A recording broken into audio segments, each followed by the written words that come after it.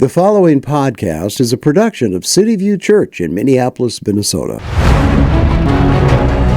The following program is not ashamed of the gospel and is about to tell you the truth.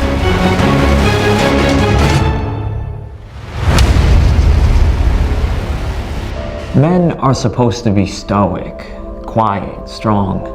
Nothing's supposed to get to us. From a young age, we're all told that you have to be tough, like Bruce Lee or Jackie Chan or Yao Ming or General Tso or Confucius. When you're a real man, you can't hold hands or cry. You can't read books about anything except monster trucks. And if you wear a hat that doesn't have horns or spikes, everyone will laugh at you until you fly away. You're not supposed to cry, not supposed to laugh, just keep it all bottled up. In what sense is our society male-dominated? The fact that the vast majority of wealth is owned by men, the vast majority of capital is owned by men. Women do more unpaid labor. Very tiny proportion of men, and a huge proportion of people who are seriously disaffected are men. Most people in prison are men. Most people who are on the street are men. Most victims of violent crime are men. Most people who commit suicide are men. Most people who die in wars are men. People who do worse in school are men. It's like, where's the dominance here precisely? If you asked most men throughout history and around the world for a list of qualities that they'd associate with masculinity, the vast majority of them would agree that a man should be strong, courageous, competent, and honorable. Those are what I call the four tactical virtues: strength, courage, mastery, and honor. They are the qualities that men would want from each other, that they would need from each other. You're listening to Thinking Out Loud with Walt McFadden. Pastor Walt, we're talking about the woundedness in men's hearts. And I saw this on the internet the other day, a guy that's getting married, and he all of a sudden thought, okay, who's my best man going to be? And he looked and looked and looked and processed, and guess what? He couldn't find any friends that could be a best man at his wedding. And all of a sudden he realized, wow, I just don't have any male friends. And that is kind of what has happened in society as a whole, right? Yeah, men don't know how to be friends. They know how to talk about the ball game or fishing, and that's been since the beginning of time. But men don't know how to go deep with their friends or have friends, and they don't know how to go deep with their woman, and then the woman gets frustrated, and I see a lot of this happening. The most painful thing I watch is go into a restaurant, and you see a young guy, and he's got his face in his phone, and the girl is sitting there, and she glances up at him every once in a while because she's looking up at her phone, and she's dying for some form of communication, some sign of life from him, and she just doesn't see it. And that's probably another societal factor or contributor to why men don't have friends. They just don't know how to engage other people. There are ways to do that. Maybe we can talk about it a little bit in the podcast today. I would love to do that. A lot of times I think people just excuse it. Well, he's just being a man, and he's in his newspaper or in his phone or whatever he's into. But it's really hard to engage guys outside of sports and maybe sometimes politics, but never do they talk about how they're feeling or how they have processed certain things. They just don't do it. Have you thought of why that is? I can think back to when I was young, and I can think about the older guys in the church, and they would sit around and tell stories, and I was fascinated by that. Mm-hmm. I can remember one older gentleman in the church growing up. We called him Grandpa Gossett. He would tell me stories about when he was a kid, and I was riveted by that stuff, and it sounded like paradise. Mm-hmm. But I learned how to talk like a man. What do men talk about? How do they interact with one another? And I would see that with my father. He would have me by his side, particularly at church.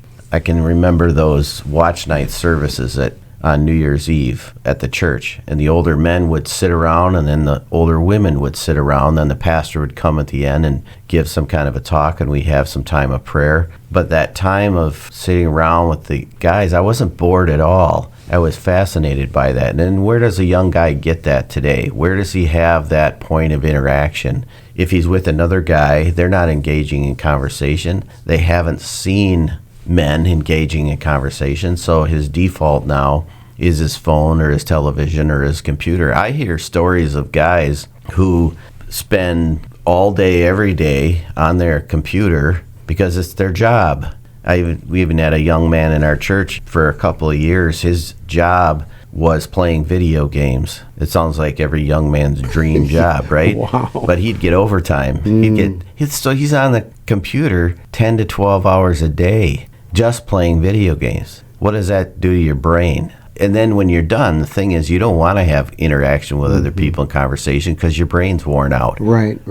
Well, there is some truth to that, I think. Look at COVID and what happened there when we were isolated from people. It has taken some time for people to get back into some sort of a social relationship again. And it's they awkward. don't know how to drive anymore either. Well, Isn't that amazing that everybody is true. forgot how to drive? So do you think that culture in general then messes with men or manhood? If we're not practicing manhood like you just suggested in the old days when you were a boy, I mean, how are men supposed to relate to one another if it's not modeled? I mean, does culture contribute to that? Oh, absolutely. And when the male is struggling, that's the end of the culture. When the male is not taking his proper role, we can see it historically. I'll never forget the story of when Europeans showed up in China and they found that all of the women and the children were unkempt, uncared for, starving, and all the men were laying in tents having sex with one another. Homosexuality had completely taken over the culture. One of the things we don't realize about China is that they went through this period in history where they built these walls, right? The Great Wall of China. Right. And they were going to keep everybody out. They were going to keep all diseases. And what happened was they regressed as a society. And evidently, this is one of the consequences of this regression of society. You could see it in Greek culture. You can see it in Roman culture. What happens is the men get lazy. They don't do what they're supposed to be doing. They're not present and accountable and ready for war. And that's part of the readiness of man, is just that idea of protection of your society, having a role, having a woman in your life, a family in your life, and you're always ready to protect. That's just one example. The other is work. Men aren't working. They're not fulfilling their role, taking care and providing for their family. And another reason, which is near and dear to my heart, is men don't go to church. And church is a place where we learn morals and we learn values, and we are able to have those mentoring relationships with older men, and we get a little bit of responsibility. Somebody said to me many years ago that they couldn't think of a better place than a church for young people to learn life skills. And we have a lot of young men that are involved in our church in various ways, taking the offering, working in the sound booth, leading in the youth group, those kinds of things. There has to be a place for men. It is cultural because we are allowing men to abdicate their responsibility. And I see the beginning of this in my lifetime with the Great Society, the whole war on poverty, where we drove the fathers out of the houses and we let women sit on welfare. And that happened all across all cultures. If you think about the Appalachian region, I can remember seeing the pictures of Lyndon Johnson going to the Appalachian region, sitting around with poor whites and saying, I'm going to wage war on poverty. He institutionalized poverty. He didn't wage war on anything because the fathers left. And those people are still as poor as they have ever been today.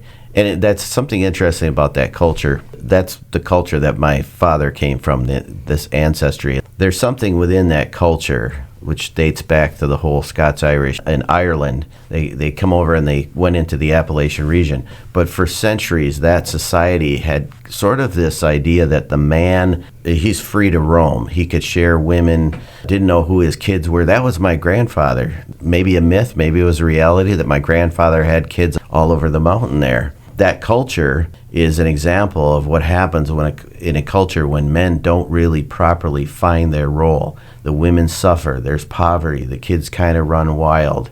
And today that whole area is still full of drugs and alcoholism and poverty. If you look at it, it goes back to the men. Well, I do know that men have more of the problems in society than women, and the penal institution illustrates that. 93% of those in prison today are males, which leaves only 7% of females. Now, I know females are becoming more like men and more crime is being committed by them, but it still says to me that they're lost. So let me press that question a little bit further about culture affecting males. I think the statistic is somewhere around upper 50s of the males being parented by females. So if you have 50% of your homes being parented by females, males are growing up with a different sort of agenda, perspective, and maybe that lends itself to the 93% incarceration rate. Is that something that we should look at as well? Well, society would say it's because of toxic masculinity, and their answer is don't let men be men. Suppress that, keep that down. Let them learn to be more effeminate.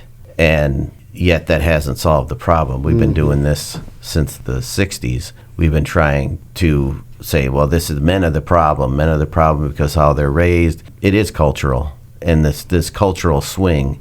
Now we have less men working. We have less men graduating from high school. We have less men graduating from college. In some cases, we have colleges that are graduating, 75% of their graduates are women. So men are the ones who are really struggling, but we never seem to get it right. Behind all of this, if I can kind of jump the fence here, it's satanic. It's satanic, and it's been since the beginning. God puts certain structures in place. He put the family structure, and he did that by design. Every family needs a father. Every family needs a mother. So you have the protector, you have the nurturer, if I can simplify their roles. And you take that protector out of there, and you have nothing, and you just have a man who's without direction. He is in many cases angry. We're talking about, in the overall theme, woundedness. He's trying to prove himself as a man because that is his instinct, and so he's going to do it in the wrong way. He's going to hang out with other young men who are wounded, who are trying to prove themselves, and then there's no system of checks and balances in that young man's life. He's just kind of free to roam, just like I was talking about in cultures historically. We use terms in our culture right now that don't make one bit of sense at all. Like Black Lives Matter says they are about the destruction of the nuclear Western family. Well, show me any place in the world where there isn't the nuclear family. It is humankind. If I went to a remote island in Indonesia, or if I went to a remote rural area in Africa, I would find a nuclear family. It's how the world is designed. And we're arrogant and prideful enough in this culture to think about destroying masculinity. God created masculinity. I don't think anything is toxic about masculinity when it's in the design of God. Well, we know, and you're an inner city pastor, if we can use that term. Everything's urban these days, so I don't know. It used to be urban, suburban, but now it's all one big jungle. But young men are killing each other. You know, and we see it every night on the news. It seems to me that if you talk about toxicity, it's about the family structure that's been destroyed. That's what's toxic. It's not guns. And it seems to me that our government officials, we see this constantly in legislative bodies, that they want to do more legislation against guns. But if they would spend the time to think about the family, it's these young boys that are shooting each other and shooting other people. It's because of their woundedness. I'm positive, Pastor Walt, that that's one of the reasons they're so angry. What would you say about that as a pastor? Well, for society to do what's right, they would have to admit that their sexual mores are incorrect. They would have to admit the Bible is right and that God's structure is better. And they're just not going to do that, because they're blinded by the God of this age. They're living in futility. And it's redundant now to say it, but we can't even define what a woman is.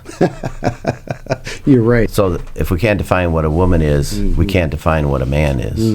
You can't run a society like this. You can't run a society where there's debate in Congress about who can get pregnant, who can menstruate.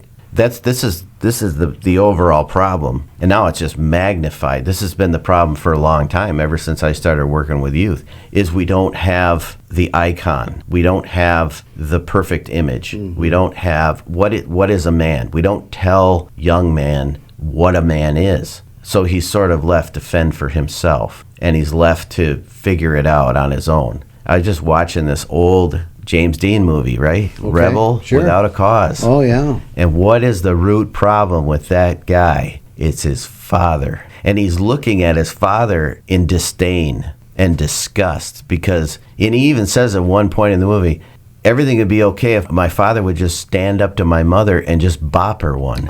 I mean, can you imagine talking like that in the culture today? No. But the guy he's walking around with a bib in the house, and he's waiting on his wife hand and foot.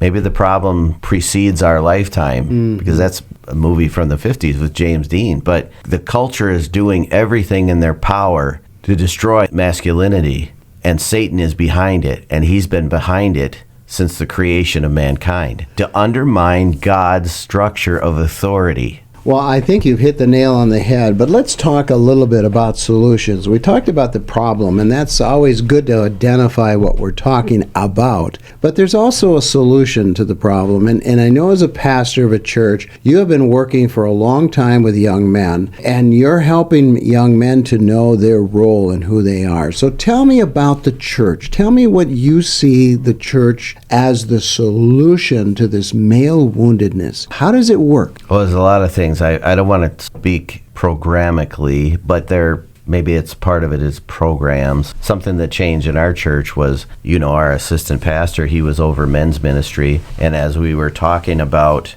our different roles, I really have the passion for this. I want this back. And I took back the men's ministry. He had other things that needed to get done in the church. And I'm reinvested again in developing young men. And really, the method is, Jesus gave us the method. The method is discipleship. Young men need someone to follow. If there's not a person in their life to follow, they're aimless. They're drifting. Well, you're right. So how are you getting people to follow you, these young men? There's got to be something in you, either in your personality or in what you teach and how you present yourself. What's drawing them? And then give us some sort of a foundation. Maybe it is a program, but give us some methods by which you're using to make these men aware, these young boys, I guess, young men aware that they have to make some changes. I reach out. I pursue aggressively, and I give them attention. Now, there are some that don't want it.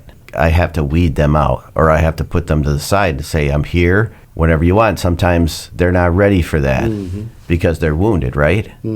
If they're not ready to deal with their wounds, I can't help them, because eventually what they're going to do is they're going to lash out at me. But for those who are ready, there are men all over, young men all over, they're starving for attention. About 10 years ago, we went on a missions trip, and my older son, he put together a little skate park, and we were over in the Appalachian region, and these kids gravitated toward him, and all they ever did all day long was, where's Derek, where's Derek, where's Derek, where's, my son. And it just reminded me again, if a man just shows a little bit of attention, maybe that's part of the reason why young men become angry, because he doesn't have this male figure in his life, but he probably has a woman. And the woman is the main disciplinarian still as he goes into his teens. And there's a certain resentment within him. That's probably something that's natural. I resent this because I'm a man and this is a woman. And she's telling me all the things that I'm doing wrong.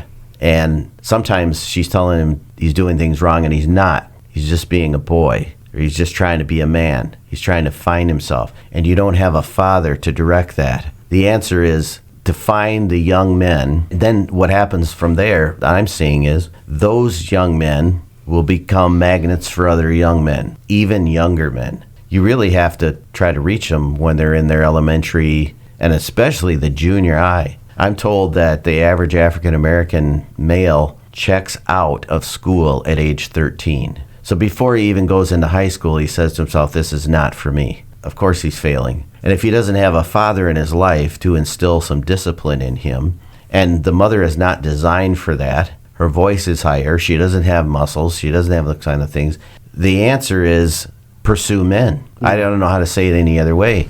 Pursue men and provide an environment for those young men to thrive. Growing up as a kid, got together with all the neighbor kids, and went out, we played for hours, and people are mortified to hear this, but we played with guns. That was probably half the time. Sure. playing guns. Yeah, rubber guns too, where we shoot rubber bands at each other. Yeah, and it was pretend. And we Yeah. never even thought about going into a mall and shooting anybody up. Right. So here's another one. We got to be bold. We have to be willing to take the heat. And I don't get heat from men when I talk to them about their issues, at least not in my environment. Whenever I talk to men about being a man, it's usually received pretty well, pretty openly. Okay, so, you're pursuing them with a zest. You've got their attention. Now, what do you say to them? How do you break that exterior that so oftentimes, has their hand out? How do you get beyond that? What do you say? As opposed to a woman where you have to ease in to tough conversations. Well, I had a young man come to me one time, and we were trying to do this devotional, and all of a sudden he just broke down and just started bawling his eyes out. And he started talking about how he was touching himself. This is eating him alive. Mm-hmm. So I want to get to those issues of pornography. I want to get to those issues of sexuality. I want to talk about those things. I want to hit him with a sucker punch. I want to come out of left Give me field. an example. What's a sucker punch to Pastor Walt McFadden? Oh, so you're dating that girl. Are you keeping your hands off of her? Ooh. And then I will tell them about my experience. Who's struggling with pornography in this room? No hands go up, right? And I say, I'm a pastor and I get tempted to look at that thing. Ooh, really? Yeah. You wanna show yourself to be human. You want to show yourself to be real. A lot of churches think about the whole setting. You have just a couple of men and you got a lot of women. And what is this man doing? He's preaching soft things. He's not preaching provocatively. I've had plenty of women mad at me for the things that I would say from the pulpit. I've had a number. I've had far more thank me for the things that I have to say because they see the immediate effect on their husband's life when they realize, oh, this is what I'm supposed to do. But I just want to be down there with those guys. As long as my health holds up, I don't want to kick them down to the basement with the youth pastor. And we have a great youth pastor, and he's one of my disciples. But I want to be in those young men's lives. Because I have experience, I have knowledge, I have wisdom, and I get an earful. They got a lot of questions to ask. Well, I don't think you can ever soft pedal truth. Truth is very hard sometimes, and I know that we're running out of time for our conversation today, and I know Cityview Church, where you are the senior pastor, the lead pastor, you have small groups for men. And this is what you're trying to do with men. So if someone's listening and they want to check out a church that has a sort of a male perspective to some degree, and that's not all male, of course, but there is a part of it that you understand there's a need for male discipleship, and they can come. Tell us about what you're doing to help men, young men, old men, whatever. If you're a man, Cityview is going to help you. Tell us how. Well, we have what we call life-on-life groups, and that term is used in a lot of churches now. But we have men with men, women with women. And when we started that, all of our small groups disbanded. Naturally, people gravitated toward, I want to be with an older man or I want to be with an older woman to mentor me. And so they're same sex. Now we are starting to introduce some young married groups and so forth, but we actually have a structure built where there's a place where a young man is going to get a mentor. And we start them in high school. We were resistant to that. We thought maybe they're too immature, but now we realize, no, they need to be in this setting beginning in high school to get them early. So we start in freshmen in high school, start to bring them into that kind of environment. Our website is cvcmpls.org. There's information on our website about Life on Life groups, and you can go and check it out there. You're listening to Thinking Out Loud with Walt McFadden. Our culture is confused, and that confusion is spilling over into everything today. God is never confused, and those who know Him and obey Him are never confused. Confusion is a cause of not knowing the truth, but here on this program, we untangle our culture's confusion with the truth. Thanks for listening.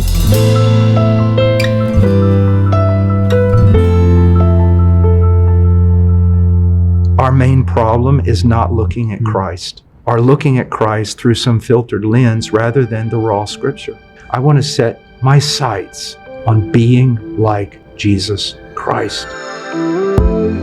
We hope you enjoyed the podcast today, and please let us know your thoughts on our topic. We want to hear your feedback and your concerns as you think out loud. please visit us at cvcmpls.org. That's cvcmpls.org.